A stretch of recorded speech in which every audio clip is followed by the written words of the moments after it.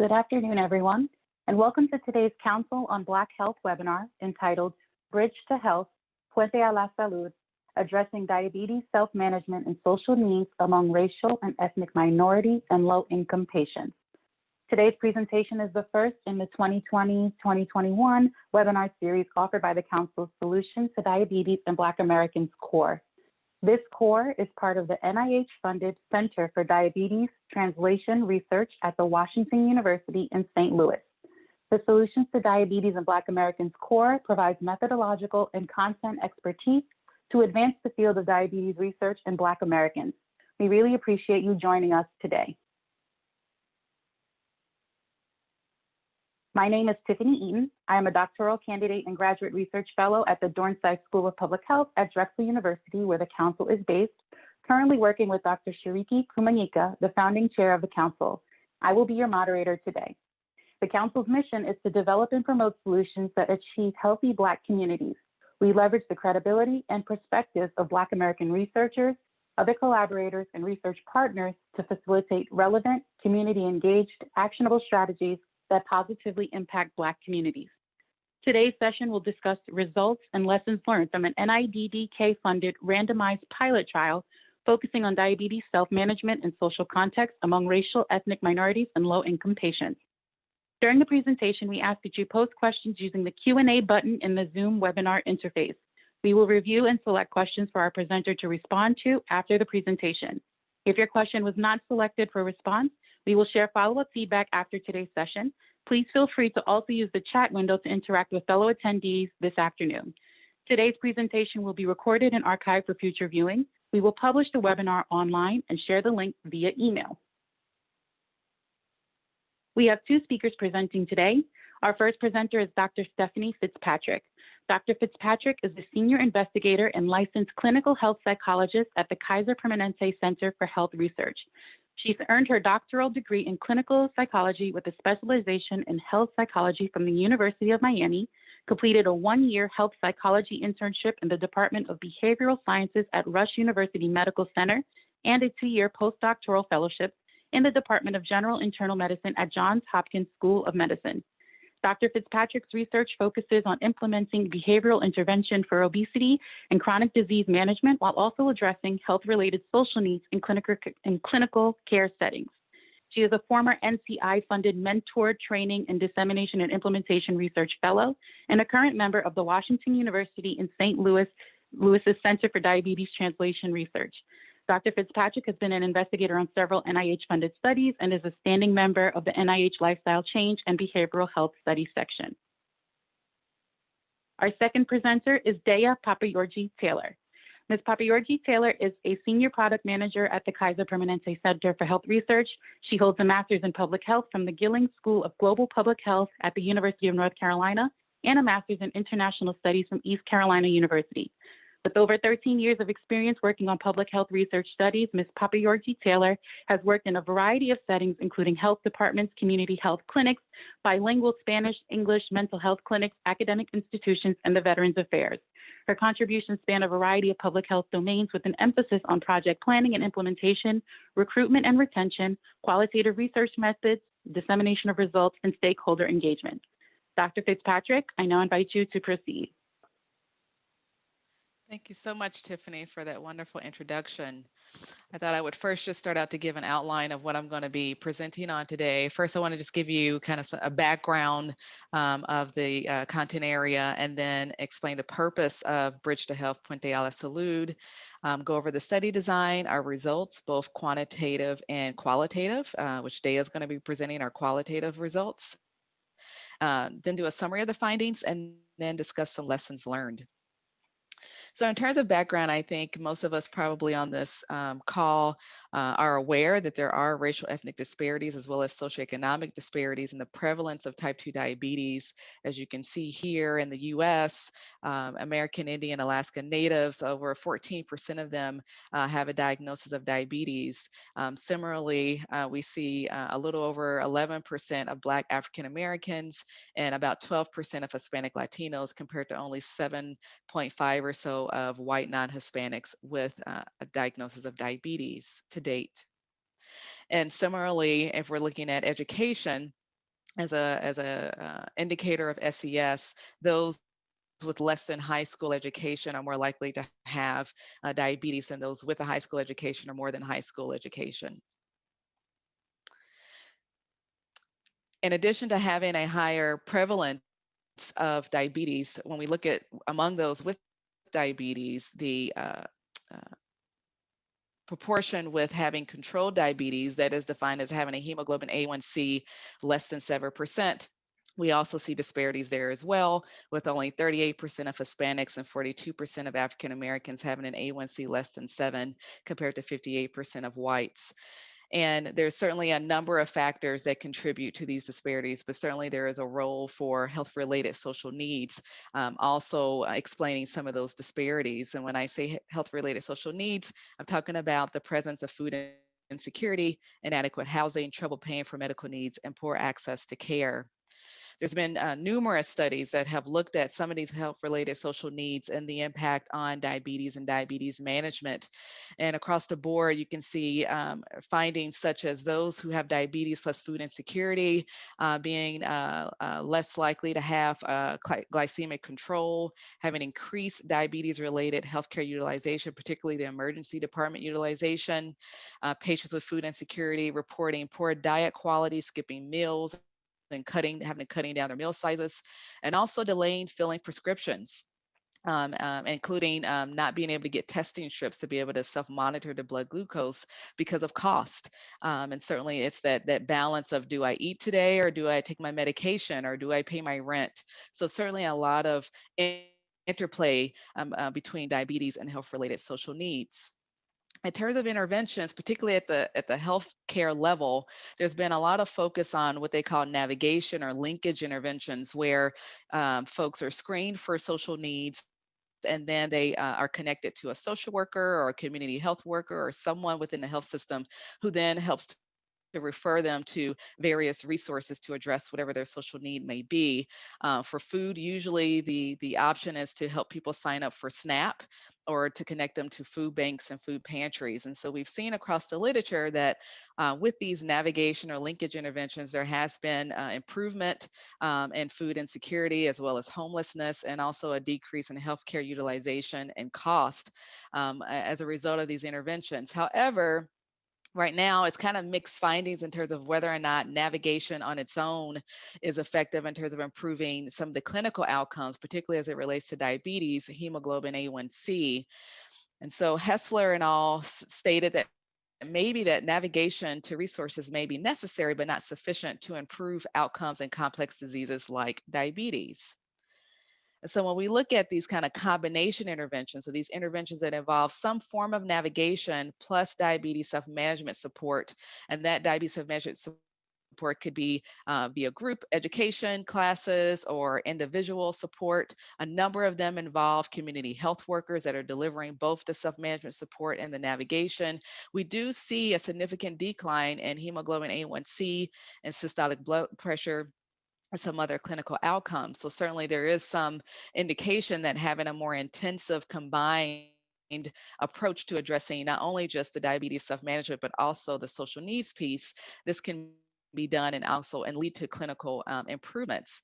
However, in most of the studies that have done this kind of combination intervention, we usually don't hear anything about the health-related social needs in terms of how they were addressed, were they resolved, and the impact that might have on the clinical outcomes.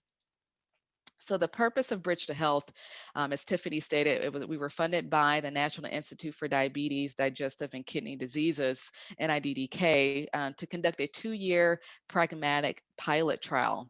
And the main purpose of this trial was really first to see if this was a feasible intervention. Can we recruit and retain a very high-risk population, patients, racial ethnic minority, low-income patients with poorly managed diabetes, plus having one or more health-related social need? Could we recruit and retain them? And then could we randomize them to either receive only navigation only, or navigation plus diabetes self-management support? In addition, we also looked at the acceptability and implementation factors, as well as sustainability factors of each of the intervention arms. And we also wanted to start to explore preliminary effectiveness of the two interventions by looking at A1C outcomes as well as other diabetes-related outcomes at a 6-month follow-up.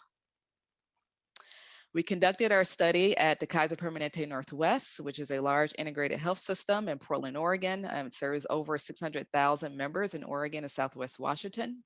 Just to give you a little bit of background on Kaiser Permanente Northwest, at least our recent data here, we do have racial ethnic health disparities in terms of diabetes control, with about 13% of our Latino members, fewer of our Latino members having A1C at target, which is 8% compared to white members, and about 6.6% fewer Black African American members having an A1C less than 9% compared to white members. And that 9% is actually kind of the national benchmark.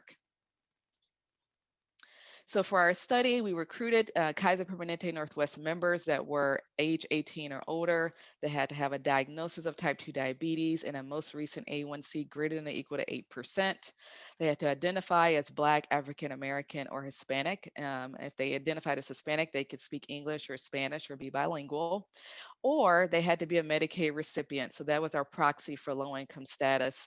And if they had Medicaid, they could be of any racial ethnic background. And they also had to report one or more social need at screening, which I'll go over then in the next couple of slides.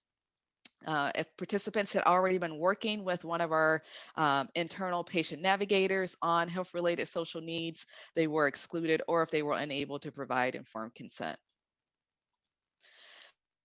So in terms of the overall study design, participants were randomized to, again, navigation only or navigation plus diabetes self-management support. Our goal was to recruit 100 eligible patients and randomize them at a 1-to-1 ratio, so 50 in each arm. We followed them for 6 months, and we looked at A1C, whether or not they received an A1C test at their local lab. We also looked at the electronic health record to see if they had any emergency department visits, if they had any no-shows to scheduled primary care appointments, and any delays in their diabetes medication refills. As I said before, the primary focus of this 2-year pilot was to determine feasibility based on recruitment and retention rate, as well as the proportion of participants that we were able to successfully connect to a community health worker and or a navigator, and the number of days it took to connect them, as well as the proportion of participants with a social need that was met over the 6-month period. And then we also looked at acceptability, implementation, and sustainability of the interventions by conducting semi-structured qualitative interviews. Recruitment was a really big deal for us. If anyone is familiar with the Pacific Northwest, it is diverse in certain ways, but not as diverse in terms of racial ethnic diversity. And so we knew that recruitment was going to be a challenge, given that we really wanted to focus on recruiting Black African Americans and Latinos. And so our approach was first to identify potentially eligible participants using our electronic health records. And we sent targeted emails or mail letters to them, introducing the study and encouraging them to call us back. We followed those letters with phone calls from a diverse recruitment staff. We have 2 bilingual recruitment staff, as well as 2 Black African American recruiters. And we conducted recruitment calls late in the evening, over the weekends, and we did up to 3 calls per person. So we really, put a lot of effort into making sure that we could meet our recruitment goal of 100. Once we were able to get people on the phone, we did the eligibility screening, as well as randomization and enrollment in the study all on that one phone call, because we didn't want to bother people multiple times to get them through the process. And so for the health-related social needs screener, we use a screening tool that was developed at Kaiser Permanente. It has been used across all regions of Kaiser since 2017. It's called the Your Current Life Situation, and it covers some of the main domains of health-related social needs. Again, food insecurity, housing, transportation, financial hardships. And the way that we administered this questionnaire, again, this is all over the phone, but we wrote out a script because, as you can imagine, asking someone these types of questions can be very traumatic. And we wanted to make sure that we use a trauma-informed approach. And instead of just kind of asking the question and getting a response, we tried to make it more like a conversation. We tried to open up with more general, and that's, sometimes people may experience trouble paying for certain things, to make it day by day. Have you ever had this experience? Can you tell us more about this experience? And administer this questionnaire in that way. Responses to this questionnaire were also recorded in the electronic health record with the permission of the patient, because we wanted the care team to be aware, not only that they were potentially enrolling in the study, but also all of these other social factors that could be impacting their ability to manage their diabetes. And so we wanted the care team to be engaged in this and to be aware and thinking about how to adjust their treatment planning. So to give you an overview of the two intervention arms, the navigation only arm was delivered by um, uh, Kaiser Permanente patient navigators. And so the patient navigation program started about 5 years ago. They are embedded in primary care clinics. And so once your current life situation, that is the social needs screener, was completed, the recruiters then did an electronic referral through our EHR to one of the patient navigators along with responses to the screener. The patient navigator then followed up with their participant and then proceeded to connect them to various medical and social services, depending on what their social needs were. And in some cases, we're able to follow up with their participant a couple of times during the 6-month period, but for the most part, participants received at least one contact from the navigator. And the navigation plus diabetes self-management support arm, these participants also were connected to a Kaiser patient navigator and received that same piece of navigation that the navigation only arm participants received. But in addition, we worked with a community-based organization here in Portland, Oregon, who helped us to facilitate referrals to community health workers that were embedded in culturally specific community-based organizations. And so the navigator and the community health worker kind of worked in tandem to support the participant in addressing their health-related social needs. In addition, the community health worker delivered the diabetes self-management support program during home visits over the course of the 6 months. I should also say that in both intervention arms, all participants received educational handouts from the American Diabetes Association. They received those handouts or a packet of those handouts every month for the 6 months. So as I was saying before, the Kaiser Patient Navigators, the program has been in existence for over 5 years. There's approximately about 30 navigators that are embedded in primary care clinics and hospitals. They have various educational backgrounds. Some of them are certified CHW, some of them are not, but certainly have a passion for helping patients to navigate both internal and external resources. They are trained in motivational interviewing. And as I said before, their primary role is to help patients connect to internal and or community-based resources. The community health workers were embedded in culturally specific community-based organizations. We partner with 8 different organizations here in Portland, Oregon. As they identified their CHWs, we then did 20 hours of training with them that occurred over 1 week on diabetes and diabetes management, as well as implementation of the study and research ethics, delivery of the diabetes self-management support program, which I'll go over in the next slide, called Decide, and also how to document social needs and tracking the navigation progress. And we use a popular education framework in training the CHWs. The popular education really started back in Latin America, and it's really this empowerment education approach to training CHWs that really helps them to connect whatever issues or set of issues they're working on with their lived experiences, as well as the lived experiences of the community or clients that they are helping, to really try to promote this collective action for social justice.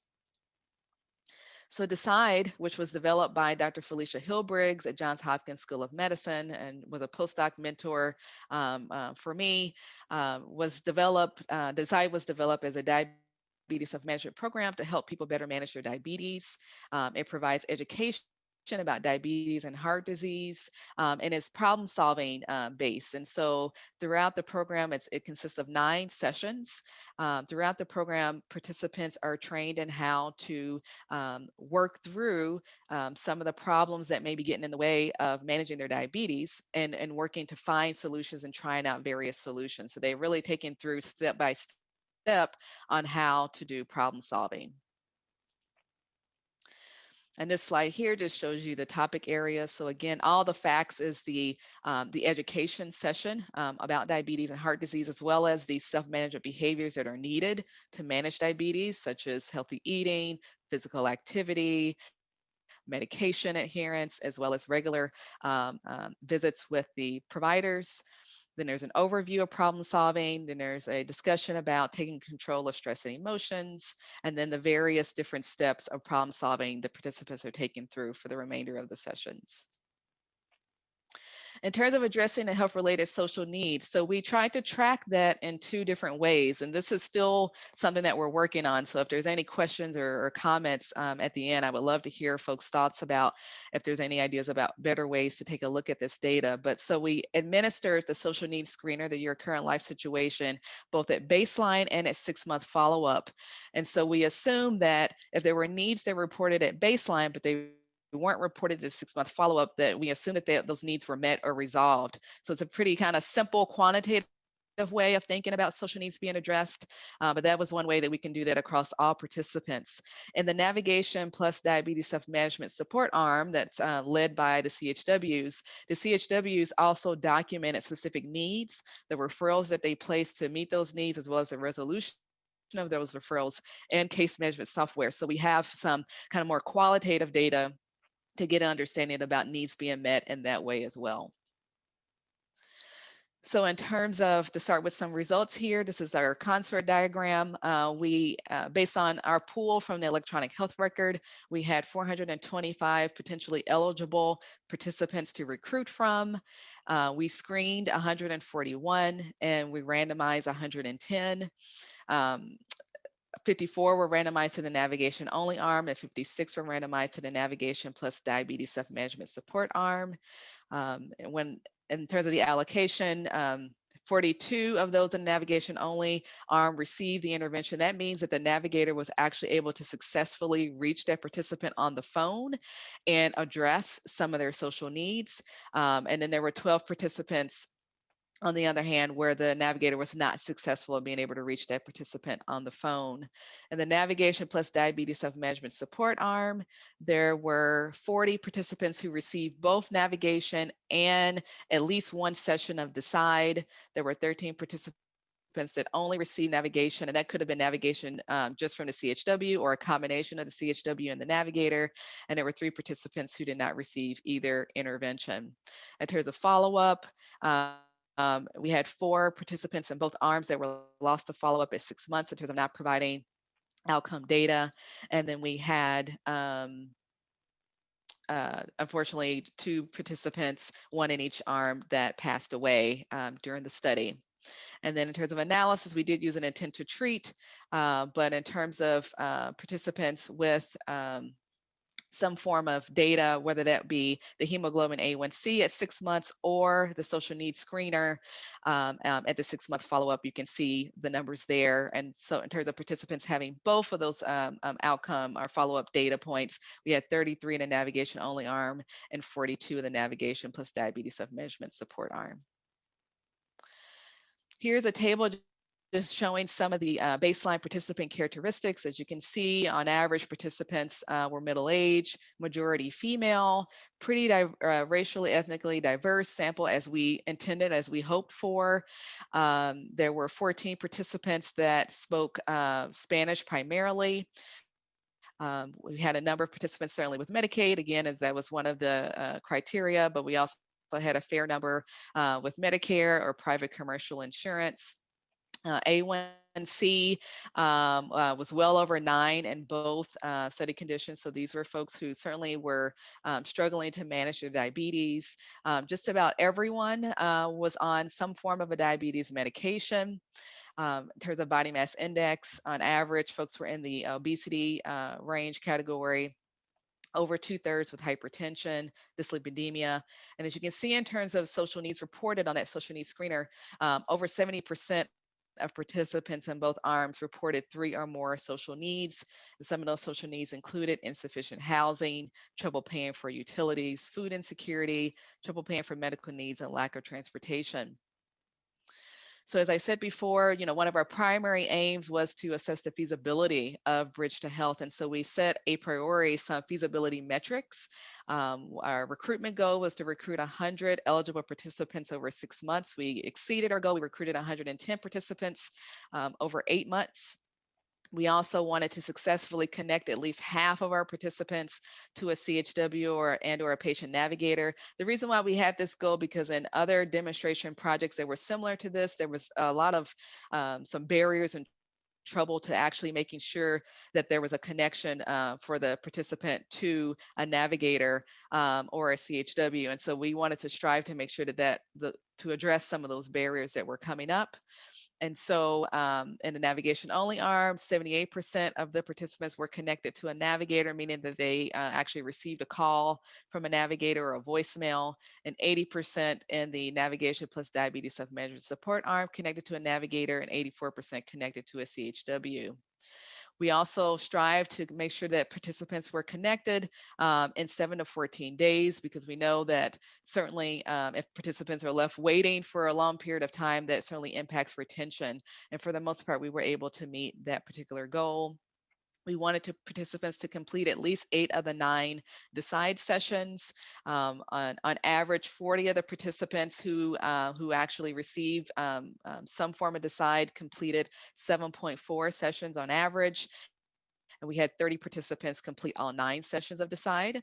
And then we wanted at least 80% of our participants with 6-month A1C data at the end of the study.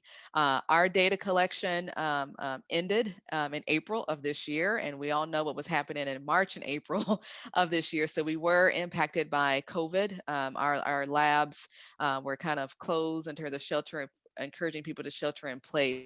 So that did impact our ability to get 6-month outcome data on a number of our participants. So we were at 67% for the navigation only arm, but we reached it right at our navigation plus diabetes self-management support, with 80% coming in with A1C data.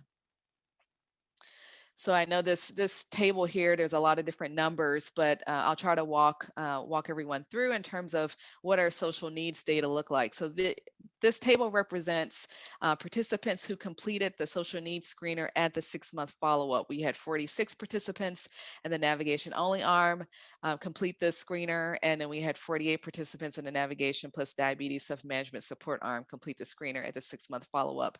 In the navigation only arm, there were 4 participants who reported food insecurity at baseline, and at follow-up said that their need was met, that they no longer had food or no longer reported food insecurity at follow-up.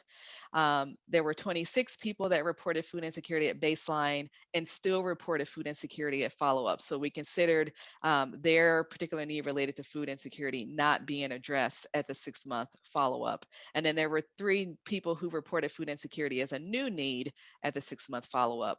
And the navigation plus diabetes self-management support arm, similarly, there were 9 people in which food insecurity was resolved, 15 in which food insecurity was not resolved, and 4 people who said that it was a new need.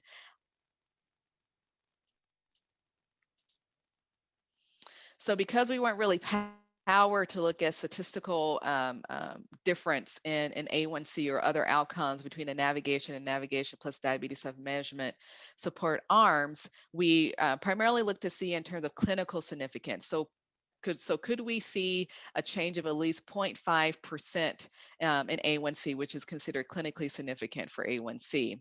So just to remind everyone that at follow-up, we had 67% or 36 participants in the navigation only arm with an A1C at 6-month follow-up, and we had 80% or 45 people in the more intense intervention arm. Looking at just those who completed an A1C test at follow-up, you can see here that they're pretty much dead even in terms of there's 36% of navigation only and 36% of navigation plus diabetes self-management support participants with an A1C less than 8% at 6-month follow-up. terms of a probability of having an A1C less than 8% at 6 months, the navigation plus diabetes self-management support arm looks like it's a little slightly less likely to have an A1C less than 8. Again, this is only including those who had an A1C test. But if you look at the mean change in A1C, it was 0.65% for navigation only and 0.72% reduction for the navigation plus diabetes self-management support. And none of those results or comparisons are statistically significant. We also did multiple imputation to handle the missingness. And there we at least start to see the probability going in the right direction, but it's still not significant as we expected given our low sample size. We also took a look to see what about the folks who we know were indeed exposed to the intervention. So the navigation only arm, that means that they actually talked to a navigator and received some assistance with their social needs. And the navigation plus diabetes self-management, that means that they attended or received at least one decide session. And so for that, we'd see a little bit difference, again, not statistically difference, but we see at least 42% of those in the navigation plus diabetes self-management support arm having an A1C less than 8% at 6 months compared to those in navigation only being only 37%. We see a slightly higher probability of having an A1C less than 8%, but again, not significant. And then also a higher mean change in A1C over the 6 months. And now I'm going to turn it over to Dea, who's going to share some of our qualitative findings. Thanks, Stephanie. So as was mentioned earlier, in order to assess the acceptability, implementation, as well as the sustainability for each of these interventions, we conducted some qualitative interviews with our study participants as well as various stakeholders in order to gather those findings.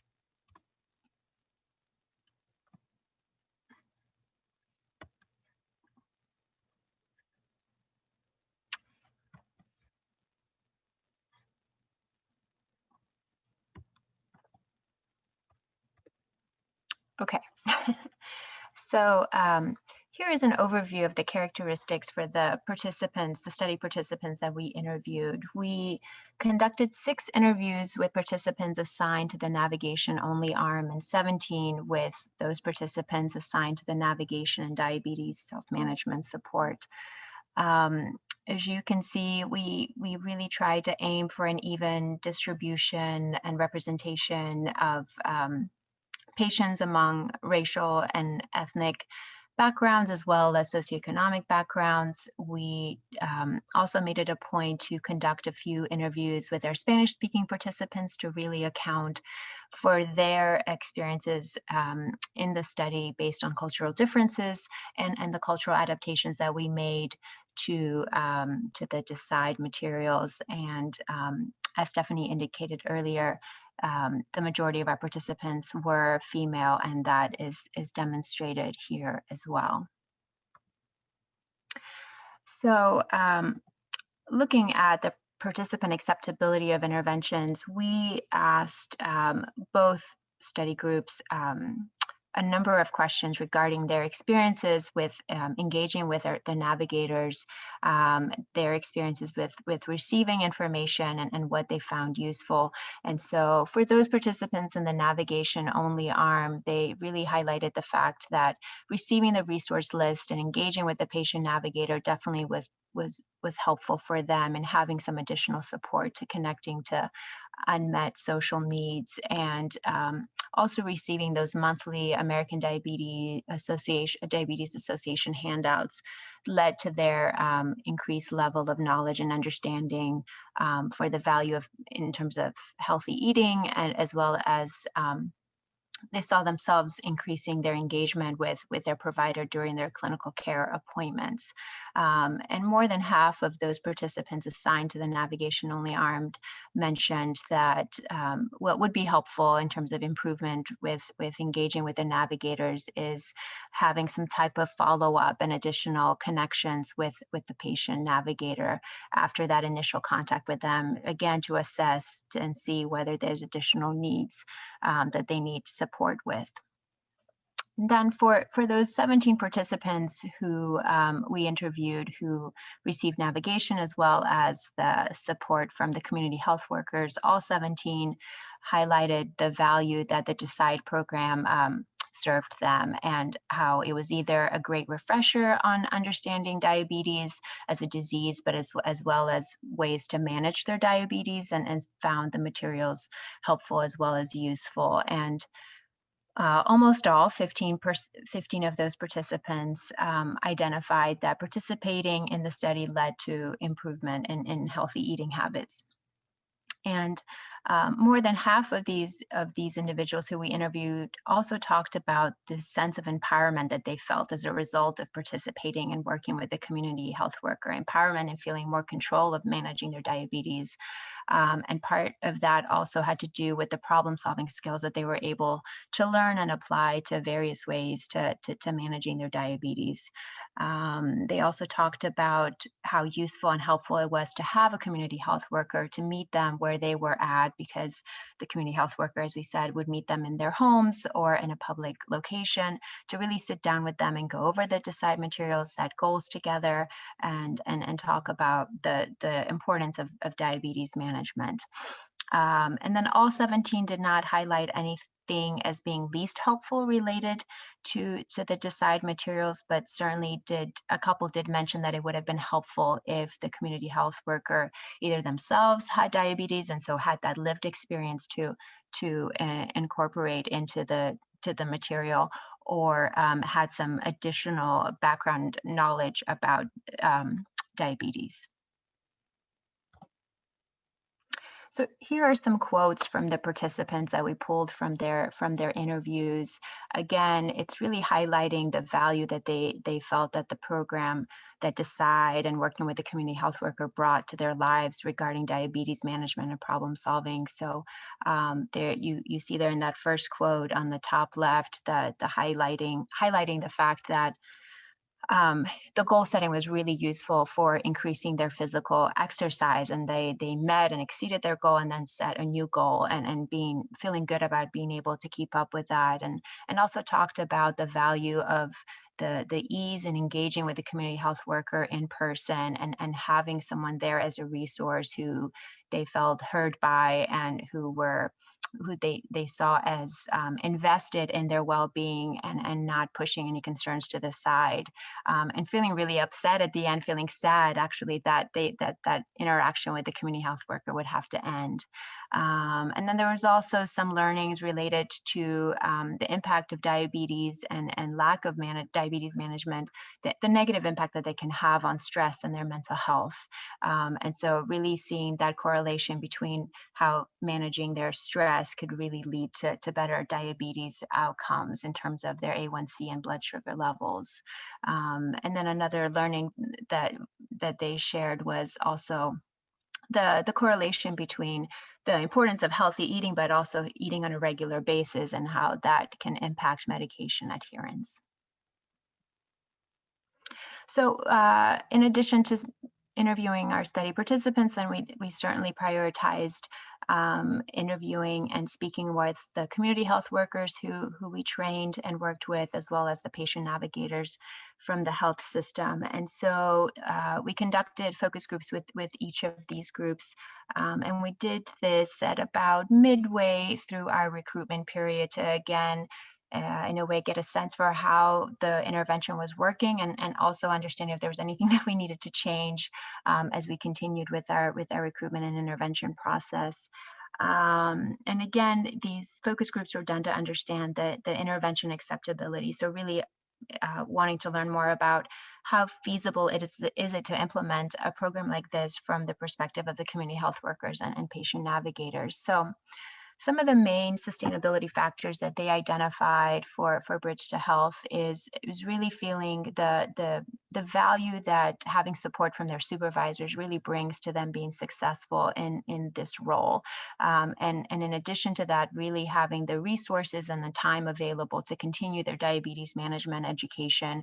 And again, that's in a sense to reflect on what some of the study participants mentioned on the previous slide about the value of having these community community health workers having more of that clinical background knowledge of diabetes. And they also talked about the value and importance of having a lot of team building with the patient navigators. So this is really in some ways the first official time that community health workers were really engaging with these patient navigators and getting a sense of what what the patient navigators role were, and vice versa as well. And so it was really important for them to be able to have clear expectations on the roles and the responsibilities that each party would bring to the table, so that they would ensure they were not duplicating services, and that the support that they were providing to the patient, to the study participant, was complementary. And then, also talked about how ideal, in a perfect world, unrestricted resources are so helpful for providing participants and patients support and meeting them with the resources that they need. And we have a couple of quotes here as well in terms of highlighting the importance of good communication with the patient navigators in the health system, and balancing that with the support and guidance that they're providing the study participants by delivering the DECIDE program. And then the value and supervision, so as Stephanie mentioned earlier, the supervision not only from their supervisors at their community-based organization, but also the supervision that Stephanie provided as well regarding the facilitation of DECIDE. So then the other focus group was held with our patient navigators, and we had 7 navigators attend. And these were the navigators who received the highest number of referrals, or worked rather with our study participants the most, and received our Bridge to Health referrals. And so some of the sustainability factors that they identified were similar to what the community health workers noted as well. Again, looking at establishing clear and distinct roles and responsibilities for each party to avoid the duplication of services, but also to make it clear and communicate that to the study participant as well, so that they also had an understanding of what kind of support and services to expect from the patient navigator versus the community health worker.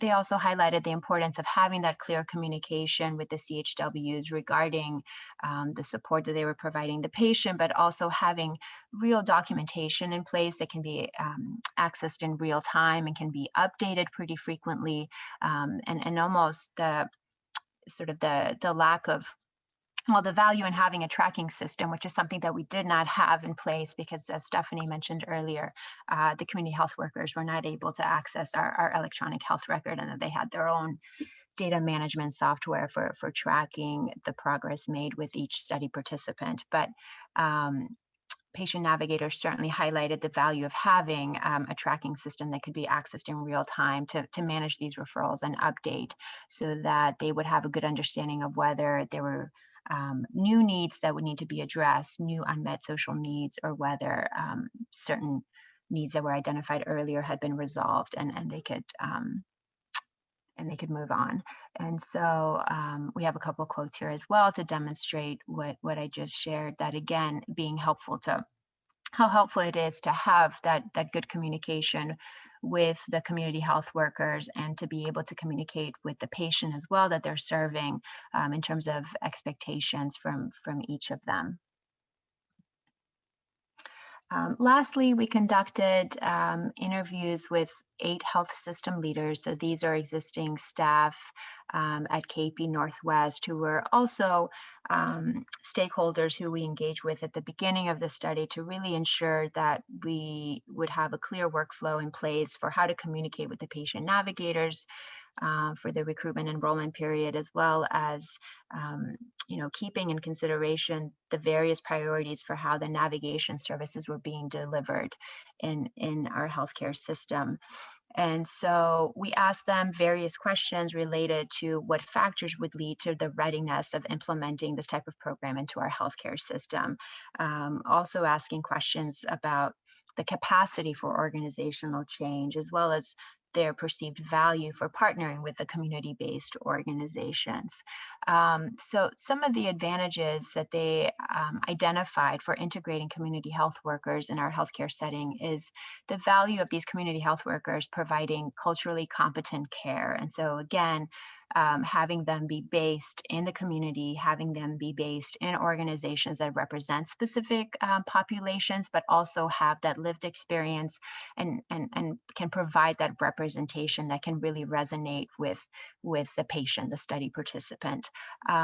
They also talked about the advantage of partnering with the CHW to really have them integrated and be involved in the clinical care team, so that again the information and the knowledge that they have for the patient or the study participant can really be accounted for and be incorporated into the clinical care plan that is in place for that patient. And they also highlighted the value of the health system partnering with community-based organizations. You'll see in the quote there is that, one of the health system leaders mentioned there's more work than we possibly have within our four walls. And so really it's important to take advantage of the resources that we have in the community, recognize the type of work that is already being done by our community partners. And again, recognizing our limitations and providing that opportunity to really engage and to really foster the good work that community-based organizations are currently doing, and also highlighting the fact that they're recognized by so many of our patients as well at Kaiser. And so it's also working with familiar organizations. And the other advantage for integrating community health workers is being responsive to the organization's priorities.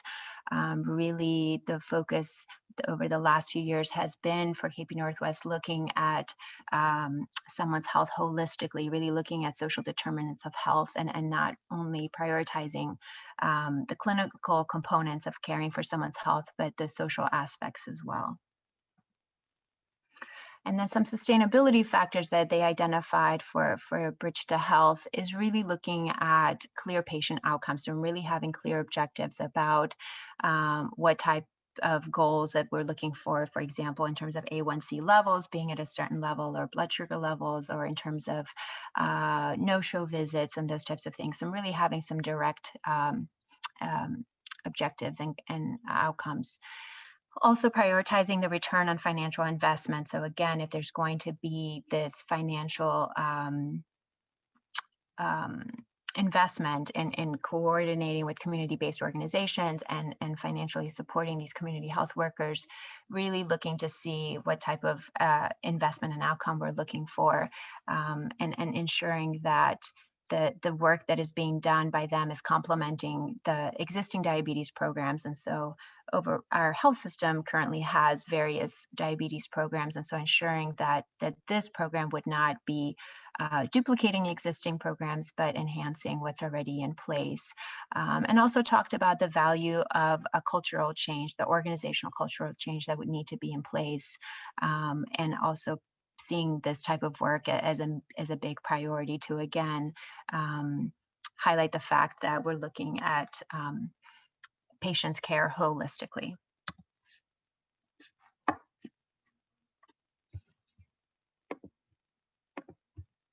Back to you, Stephanie.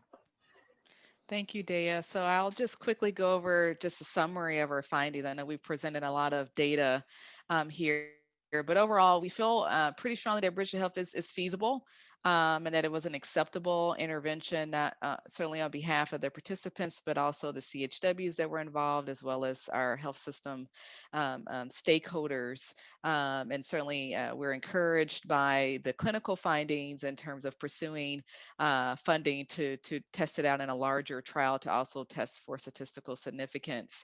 And the social needs data is still quite complex, so we're still kind of combing through it, but there does to be some sort of indication that there is a possibility to resolve some of these social needs, even within a 6-month period. Some of the limitations that I just want to point out is that, as you notice with some of the numbers, some of our participants either did not receive any part of the intervention or received only part of the intervention. And that's because, as I stated before, recruitment and enrollment and randomization was done all in one fell swoop. over the phone. And so there were some folks who were randomized who then shortly thereafter had some really active social crises. They were homeless, living out of their car, had some active substance abuse. And so we made a decision about what's the care right now that this participant needs in terms of social services and resources, and not necessarily focus on delivering Decide to them at that time. We again also were impacted by COVID-19 in terms of follow-up data collection. But we also had some internal initiatives going on in our health system that also certainly impacted some of the work that the navigators were able to do, as well as the support and partnership with our CBOs. And as Dea had mentioned, our CHWs were not integrated into the health system. So that did kind of limit the degree to which the CHWs could really become part of the clinical care team, be aware of what's happening, see what's in the EHR, and vice versa. Our clinical care team seeing the notes that the CHWs were writing in their separate case management document. Just briefly to go over some lessons learned, because I certainly want to get to answering any questions if there are any. We need, I think, kind of better engagement of our navigation-only participants. This again was a pragmatic pilot trial, so we kind of went with what was already existing in there. And for most of our navigators, because they have a huge caseload, they only really do one call, and very seldom are able to do a follow-up.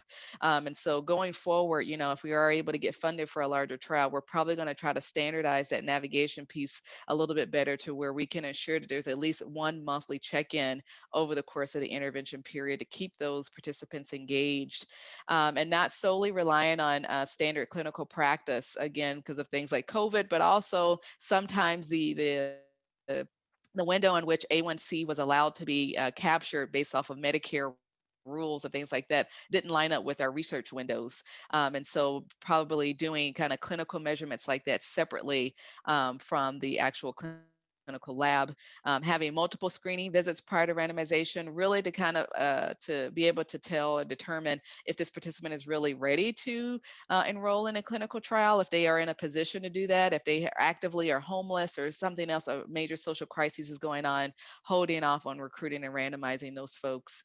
And then certainly the importance of the community and community engagement. It's bi-directional. And so, myself and Dea, we spent a lot of time meeting with our community partners, not just to talk about the study, but sometimes to talk about, initiatives that they were planning or trying to plan, and supporting them in ways that we could to maintain that relationship. This work requires time and patience, meeting participants where they are. Recruitment took a lot of time, retention took a lot of time, and a lot of hard work. Because these participants had a lot going on in their lives, and we needed to be respectful of that. And it gets to my last bullet point about, this balance of rigor and respect, and that, we're doing a clinical trial, and we all know that there's certain rules to doing randomized clinical trials and certain rigor that you need to maintain to be able to trust the findings. But at the same time, we have participants that, are going through some really major challenges. And so we need to be respectful of that as well. I just want to acknowledge again our funders, NIDDK, as well as our study team, our community partners, our participants, as well as the Decide program, Felicia Hillbriggs, for partnering with us to train the CHWs and deliver that piece of the intervention. And I'm happy now to take any questions. Thank you both, Stephanie and Dea, for that presentation. We do have some questions that came in. I'm going to start with one in the question and answer feature.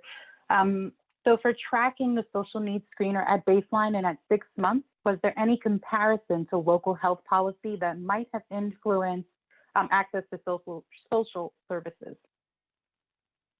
That's a really, really good question. We have not done that, but I'm glad you asked that question, because now I'm going to note that down, that we can certainly try to take a look to see if there's any policies that were happening during the course of the study, and also with our community partners, we can talk to them about kind of capacity for food banks and food pantries and housing lists and things like that at the time, to see if that also impacted whether or not participants were able to have their needs met. So that was a great question. Thank you. And to sort of follow up on that one, I wondered, I know you looked at the social needs both at baseline and follow-up, but I wondered if, in thinking of the types of social needs that were included on the screener, were there any needs that were common across or within racial ethnic groups, or were there certain needs that were more prominent in one group as compared to another? We haven't looked at the data in that way. I will say across the board, transportation came up a lot, food came up a lot, and housing came up quite a bit. There's a huge housing issue right now here in the Northwest. And so those are our big three, I think, across the board, but we haven't delineated it yet in terms of by race, ethnic group. Okay, no worries. So we do have another question. This is to Stephanie. Would you add a third arm to your next study to clarify the role of navigation versus community health worker support? Also, what CHW model would work at Kaiser, both paid and integrated, but would that lose the connection with community organizations? Yeah, good question. So, I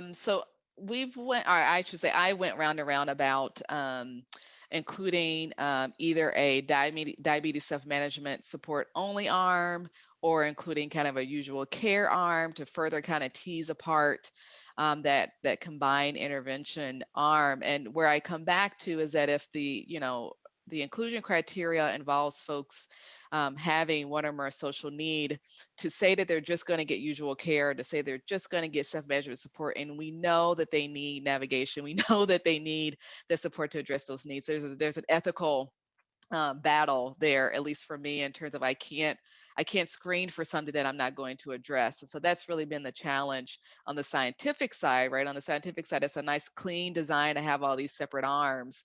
But I think on the more pragmatic real life side, are we potentially doing more harm by saying we're going to screen it? Okay, you told me that you have food insecurity, but I'm not going to then connect you or refer you to any food programs.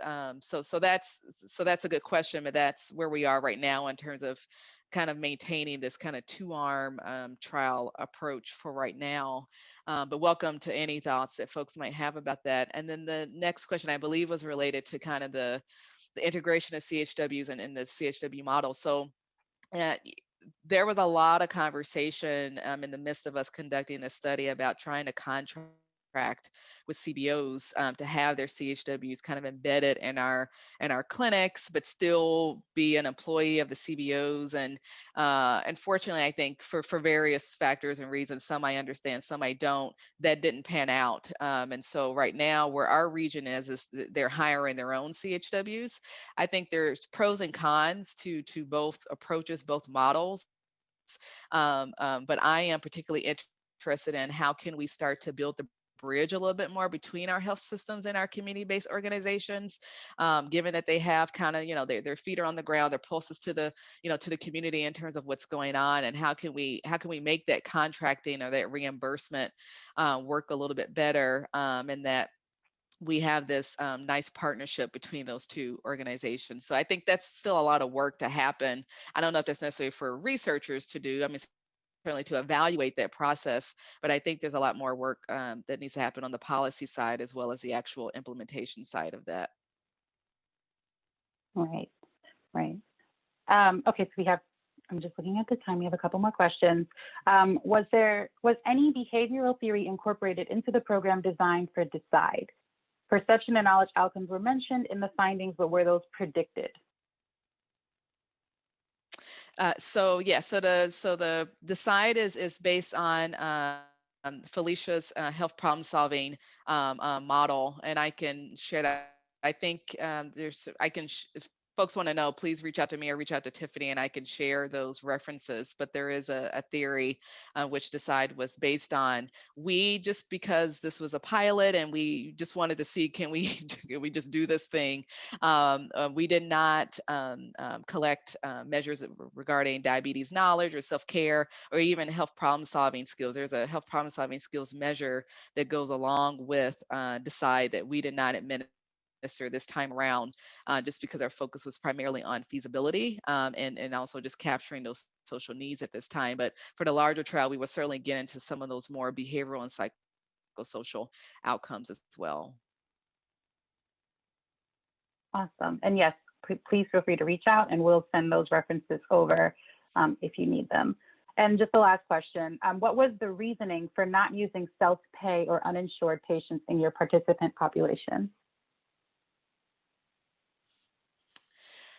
So there are, so because we were recruiting from Kaiser, there are technically no uninsured. Everyone at Kaiser either has private Medicaid or Medicare, and no one is self-pay. So that was a limitation based off of where we were recruiting from and how kind of the Kaiser is an insurance company in addition to a healthcare provider. So that's why that exclusion was there. But in the larger trial, we are right now talking to some FQHCs in the region to potentially kind of partner in terms of recruitment and delivering this intervention, which will then allow us to be able to also include those who are uninsured or underinsured too.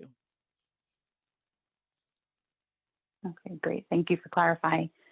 Thank you to both Dr. Fitzpatrick and Ms. Papajorgji-Taylor for this insightful presentation on diabetes self-management and social needs. On behalf of the Council on Black Health and the Solutions to Diabetes in Black Americans Core, I would also like to thank our attendees for participating in today's webinar. We will share an evaluation survey for this webinar to all attendees shortly. Have a pleasant afternoon, everyone. Take care. Thank you.